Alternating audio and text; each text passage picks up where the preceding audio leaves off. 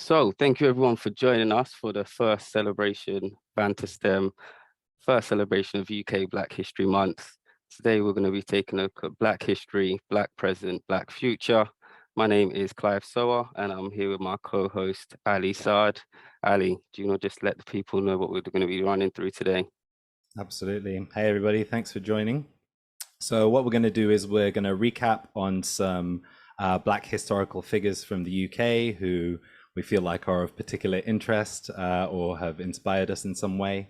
We'll touch on some current Black British icons in STEM who are either paving the way or serving as role models for the youth.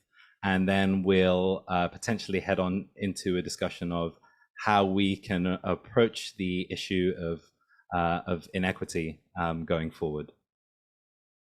Thank you very much, Ali. We've also got some special performances. We've got a guest performance from Big Scoop, who's one of the best spoken word artists in the game at the moment. We had the pleasure of him doing a wonderful piece for us, so we'll be sharing that with you as well. Do bear with us. This is the first one that we're doing. We've already had a couple of technical glitches, but yeah, it's all part of the territory, and so we'll be working through them. If you do have any issues, please feel free to put them in the chat and we'll do our best to rectify them. If you could kindly go on mute for a majority of the meeting and use the chat as an interactive forum, hopefully we should be able to get through it all in time. So, as mentioned, we're going to be celebrating some pioneers from the past, and we thought about how could we do it in an interactive way without necessarily just rattling off some slides about different people who have influenced us in different ways. So we decided we are going to switch it up by doing a STEM excellence versus battle.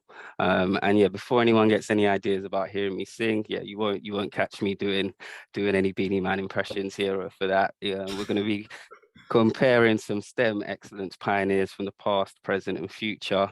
And you guys are going to have the chance to vote using Instagram. As we also are going to try and set up some live polls. But again, this is our first time doing it, so we'll see how it goes. So yeah, the format of this STEM versus. So we're going to have 4 rounds where we look at the round 1. We'll be looking at people from prehistoric times. So in the first kind of 10 decades of the turn of the century. Round 2, we'll be looking at people that had a major influence in the 1800s. Round 3, we'll move over to the 1900s, and then round 4, we'll take a look at people who are presently doing amazing things in STEM. So to make it a bit of interactive and a bit competitive, I'm going to be facing off against Ali. So it's going to be a pioneer that I've picked versus a pioneer that Ali's picked, and you guys will have the opportunity to vote on who your preference is. We're going to have 2 minutes each. So yeah, we're going to have the timers going. We want to keep it short and interactive. So once the timer's gone, the talking must stop. And yeah, as mentioned, we're going to try out this interactive poll, see if it works. If not, the live vote will be active for until the end of the month, so till the 31st of October. So if it's not working here, we'll send out a link afterwards for you guys to be able to vote. And yeah, so yeah, also it will be on the Instagram story. So without any further ado, first up, so before the 10th century in this versus face-off, we've got the maybe not so well known, but the only Roman emperor from Africa, from Livia, that came to England, and he's going to be going up against the wonderful Cheddar Man. So Ali, have you got the timer ready? Time is ready. Cool. And I So will kick you out after 2 minutes. So make it snappy and concise. say no more. Say no more. Okay, so once I hit the slide, let me know the timers. If you give me a minute warning and maybe last 10 seconds, let's go for it. So Roman Emperor Septimus Severus. I didn't know much about this guy until the last couple of years. You'd think throughout all the curriculum, we would have heard about a Black Roman emperor that ruled the land. But he was born in Libya, to parents that had an equestrian empire at the time, and he managed to move his way up through the Italian Roman Senate at the time, and got the way all the way to the top as Roman Emperor. And during this time, he conquered many lands, including lands back in Africa, as well as taking over parts of Caledonia at the time, which is modern day Scotland. Not only did he rule, he was able to tame the Scots, which is no mean feat. And whilst he was doing that as well, this is probably one of my favorite currencies. This coin right here it dates back to the early two, so I think it was the turn of the first century, so over 2,000 years old. And this coin itself goes for about £25,000. So if anyone wants to buy me a Christmas present, yeah, you can get me a Septimius Severus coin. Yeah, worth more than your Bitcoin today, but yeah, that's a story for another day. Um, Not only that, he was also a master engineer. And if you've ever been to Hadrian's Wall in the north of England, he was responsible for rebuilding major parts of that wall. And yeah, I think he's someone that we can all look up to. I think not only as a politician, but someone that ruled the land. I think the closest we've had is probably Kwesi Kwarteng, but yeah, again, that's a story for another day. But yeah, great to see an African leader ruling not only Europe, Africa, traveling across the land. And yeah, one of my personal favorites. Ali, how much time we got left? Spot on, 5 seconds. You're good. Nice, nice, nice. Okay, so I shall hand over to you. Let me just get my timer up. Stopwatch. You would have thought I had this up earlier. Okay, so I will start the next slide for you, and your time starts now. Okay, so Cheddar Man, you may or may not have heard of. We believe Cheddar Man lived sometime between 8,000 and 10,000 BC. What's really, really amazing about Cheddar Man is that he is the first complete skeleton that we found in Britain. So, as far as we're aware, this is the oldest Briton that we're aware of. And the guy had style, I must admit, because he was found in Gough's Cave, which is located in Cheddar Gorge. It's around my way near Bristol. Area of significant scientific interest. The Cheddar Gorge boasts a network of caves and underground tunnels. Very interesting to go take a look at. So Cheddar Man, interestingly, they managed to use a technique called shotgun sequencing on his bones. And what I think is really amazing is that not only can we date roughly Cheddar Man to a particular time, but what's also amazing is that we're able to essentially back calculate and determine things like his skin tone and his hair pattern and eye color, which is really, really striking. It's not very often nowadays that you see Black people with blue eyes. However, with the increasing amount of biracial couples and kids, we're probably heading that way back very soon.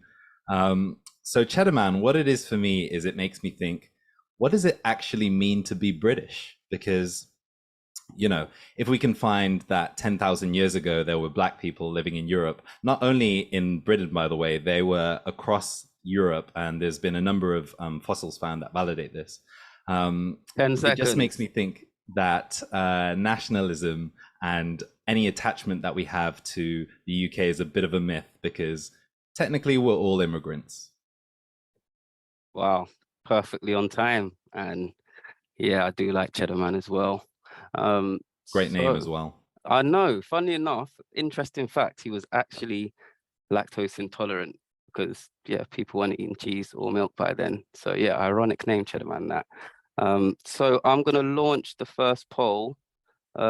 We shall see if it works. If you hit the poll button at the top, hopefully you should be able to select one of the answers. It worked. I saw it, so I'm hoping it worked for everyone else. Nice, nice. I can see the votes for Septimus rattling in. We got, okay, Cheddar's coming back. Cheddar's coming back. Let me just put that on the screen so you guys can see. Cheddar Man's making a dash for it.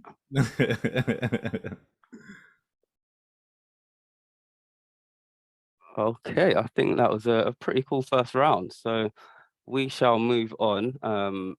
It looks like the poll worked quite well for the first one, so we'll leave that running. and we'll move on to the next round.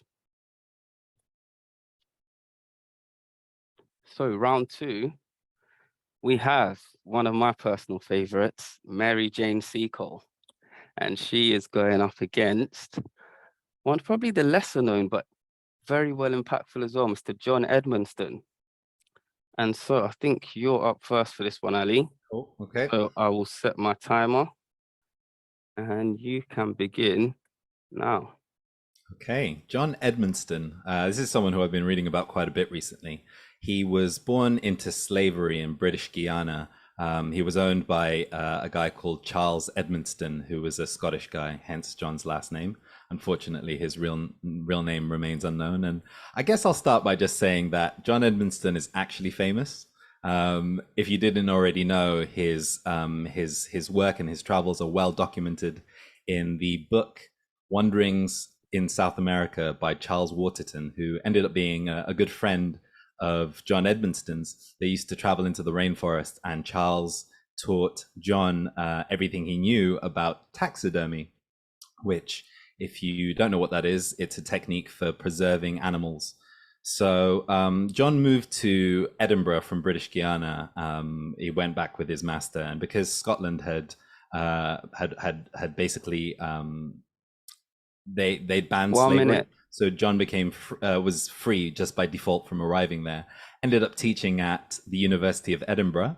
Casual, no worries. He was a slave just a few days before. Now look at him teaching at the University of Edinburgh. Coincidentally, he came across a young Charles Darwin who turned up at Edinburgh to study medicine but hated it. So he ended up taking lessons with John in taxidermy. And I mean, we can't say for certain how much John influenced Charles Darwin, that is, but I'm sure in their talks about the South American rainforest and the birds and the sights that Charles Darwin at some point would have been inspired. And you know, he used taxidermy on mockingbirds and finches, and those were really the basis for his theory of evolution by natural selection. And it just says a lot, really. It really challenged our idea about what we think about our position on this planet, how we got here, and really challenged a popular narrative at the time, which was white superiority. It's insidiously taken another form nowadays. But... Time's up. I'll give you 5 seconds. Last sentence. Okay. We'll leave it there. Yeah, we'll leave it there just to stick with the time. All right. Nice. Yeah, John is one of my faves as well. Anyone who can stuff a bird that well deserves high acclaim. Okay, so on you. Have you got your timer ready? Ready to go. Cool. So Mary Jane Seacole. Again, one of my personal favorites. Everyone seems like my personal favorite, but these were the final selection. She hails from Jamaica. She was half Jamaican, and her father was a Scottish lieutenant, and her mother was a doctoress, so a herbal doctor who used different herbal remedies. And throughout the time, Mary was a jet setter before the times of jet, so she was able to travel all around the Caribbean in the name of business, but also healing and finding out how different natural remedies were used to treat things like the cholera pandemic that happened in the 1800s. And then after she gained her experience throughout the Caribbean, learning different remedies, the natural way. She was actually one to avoid opiates at the time. She used to treat soldiers from the military reserves, and was really big on the health and herbal side of things. And so in the late 1800s, when the Crimean War broke out, rather ironic that, yeah, war is breaking out in Ukraine again, but she headed over to England to support the war and the soldiers that were suffering at the time, around a similar time to Florence Nightingale as well. And she was rejected by the UK government, but Mary wasn't one to take no for an answer. So she came off her own back, off her own business acumen, headed over to Crimea, set up the British Hotel, and was really loved by the military reserves because she was serving on the front line. She was healing using the experience that she had gained in the Caribbean. And she initially she got some really great accolades when she returned. But for many a time, you kind of hear a lot more about Florence Nightingale, especially in the curriculum. And it was only in 2016 that the statue of her was released. And yeah, again, wonderful woman, traveling before the ace of time, and one of my personal faves. Excellent. So we'll give the poll another go. So let me see if I can launch this one. Has it come up yet? Can anyone see the second poll? No. Let me try again.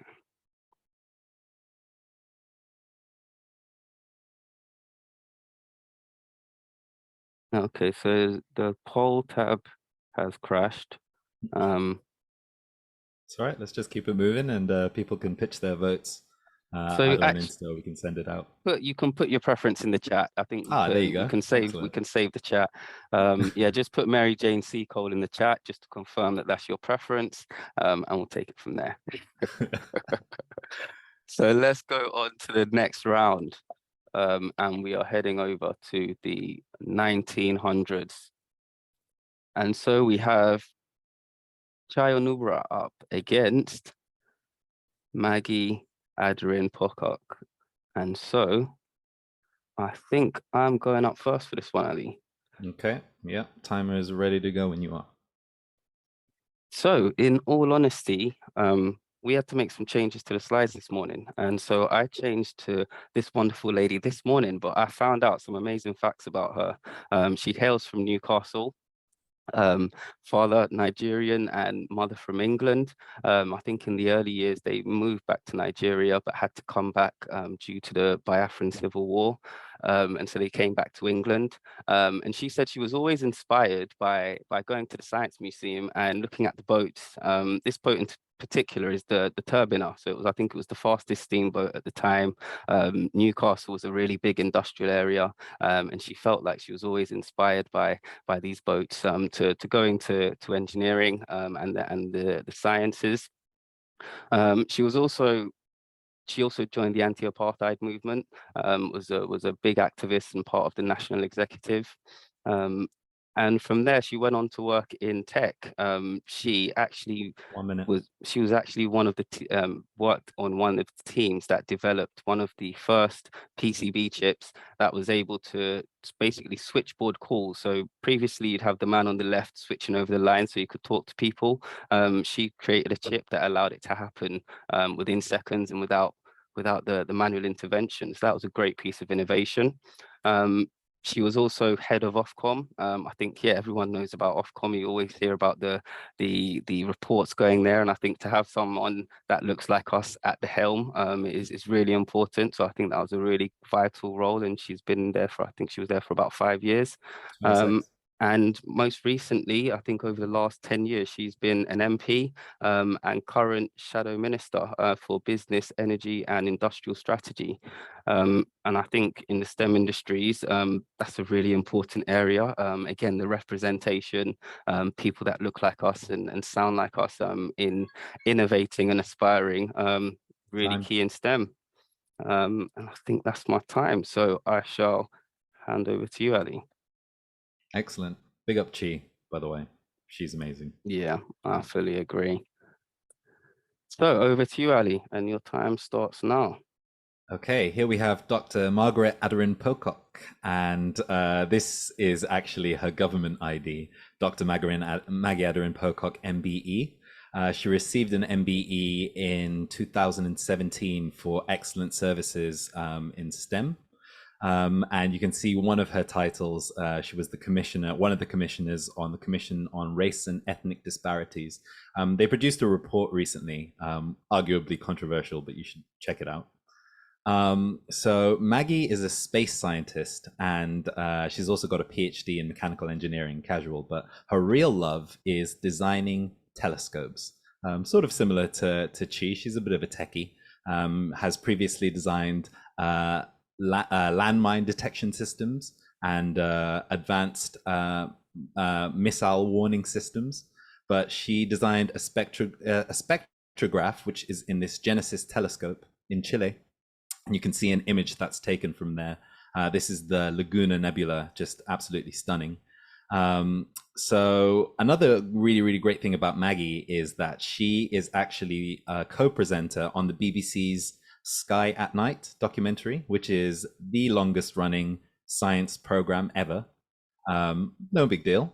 And I was actually reading an article the other day, which this last picture is taken from. It's that Maggie has recently been elected as the president of the British Scientific Association, which is a charity which is sort of focused around diversity and the promotion of all things great in STEM. And she's the first Black woman president. And you know, given that she already is such an advocate for not only Black people in STEM but also women in STEM, such a great appointment. And Maggie is as outspoken as anyone. I'm really looking forward to seeing the influence that she makes in this position. So yeah, Dr. Maggie Aderin-Pocock. Perfectly on time there. And yeah, I think that's probably one of my favorite rounds. Just to seeing the great things that women in STEM are doing, especially Black women in STEM, with the layered challenges that they face. It's great to see that high level representation and level of achievement as well. So definitely worth celebrating. I think for the sake of time, as mentioned, if you can put your votes in the chat and we'll collate them after, we're going to move on to the last and final round. And so for this round, we have the famous or infamous, depending on your view, Stephen Bartlett, and he is going up against Ali. Who's she going up against? Anne-Marie Imafidon. Imafidon. And definitely. So I think you're up first for this one, Ali. Excellent. I'm so ready. Let's go. Okay, let's do this. All right. Anne-Marie Imafidon, 2 years younger than me, and it just makes me think, what am I doing with my life? Because I need to do more. So Anne-Marie actually comes from a family of absolute geniuses. You can see her here pictured with her two brothers and her sister. She's got another two genius siblings, but the twins, the youngest brother and sister, they passed the Cambridge Advanced Mathematics exam at age 8. Their sister went to University of Durham, age 11. Another sister also passed the A-levels at age 10. But let's focus on a minute for Anne-Marie, who by also age 10 was fluent in 6 languages. No mean feat. So she actually attended at Oxford, age 15, and already had her master's degree by age 19, which is just a ridiculous feat. So in 2013, Anne-Marie started STEMettes, which is a social enterprise focused around the promotion of women in STEM.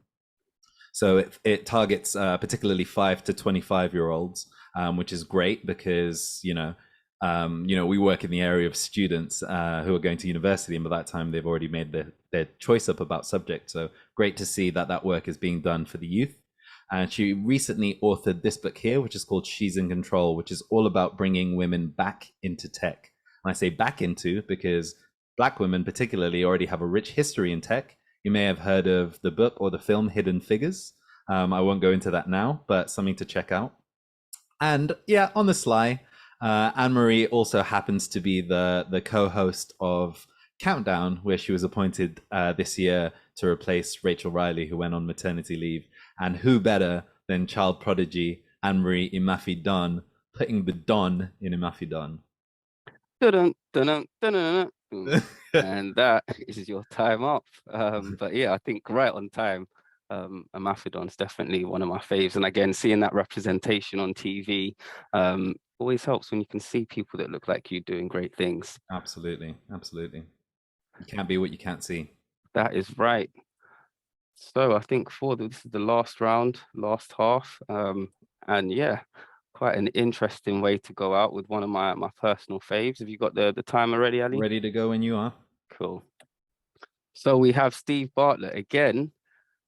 These guys are putting us to shame with the age. I'm not going to tell you whether he's younger or older than me, but yeah, either way, doing great things at his age. Half Nigerian, half English. I think he grew up in Plymouth. Actually dropped out of university again not advice. This is not advice telling you to drop out. But he had a clear vision. He had a clear path, and he found a good ally to start Social Chain, which he eventually went on to sell, I think, for 700 million a couple of years ago.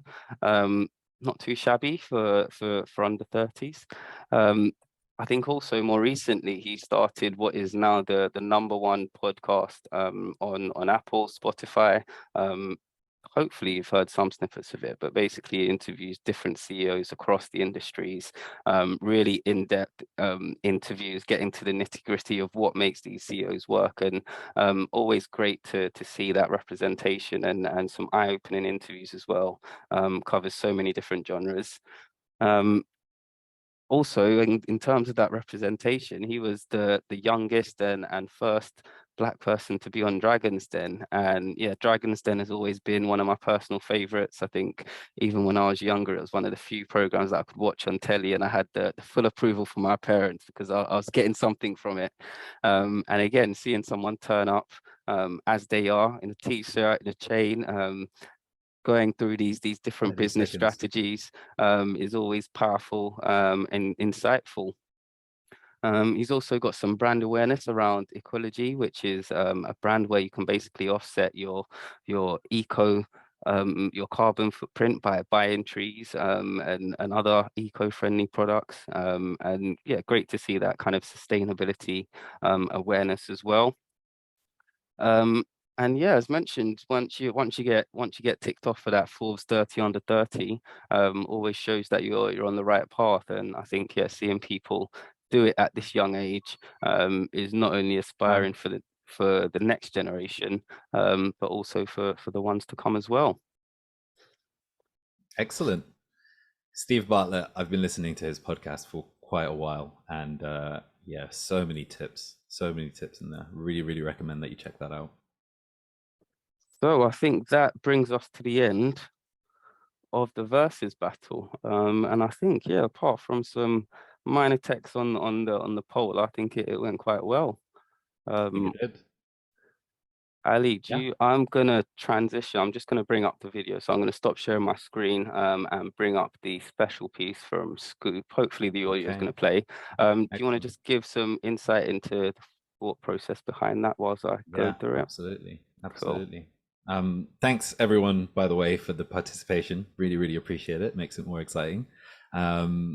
Clive, by the way, we should do this every single week. We have our team meetings. I want you to bring a new person. I'll bring a new person. We should have a 2-minute clash. I love it. I love it. I also just want to point out that it's looking like I won by a landslide. I'm just saying. It's not me though. It's not me. It's definitely the it's not themselves. over. It's not over till the fat lady sings on the 31st of October. Okay. Yeah, Slow but steady wins we'll the see race. if Instagram can save you. But thanks to everyone for your participation once again. So